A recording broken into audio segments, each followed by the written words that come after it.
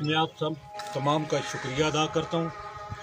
हमने कोई बड़े काम नहीं किया है, ये हमारे अफसरान का, DPO साहब का, SP साहब उगी का, ये इनका हुक्म था और हमने अपना फ़र्ज़ निभाया है।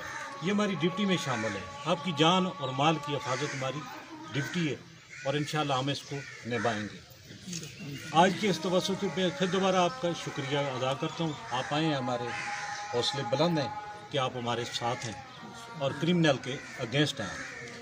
आपसे ये मैं तवक्को रखता हूँ कि ये 2 लड़के हैं, एक का नाम कदीर नज़ीर और उसका बेटा फ़हीम।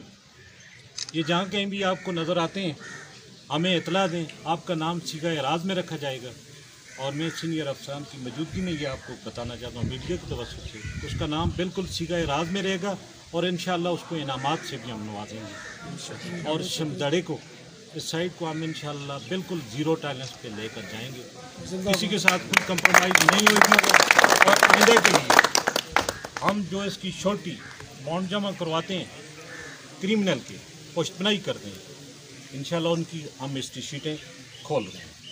ये भी मैं आपको मीडिया के तवज्जुह से उन तक पहुँचाना चाहता हूँ। उगी पुलिस जिंदाबाद, उगी पुलिस जिंदाबाद, SP साहब जिंदाबाद, DSP साहब जिंदाबाद, SHO आसम बुखारी साहब जिंदाबाद। बहुत शुक्रिया। ठीक है, थैंक यू।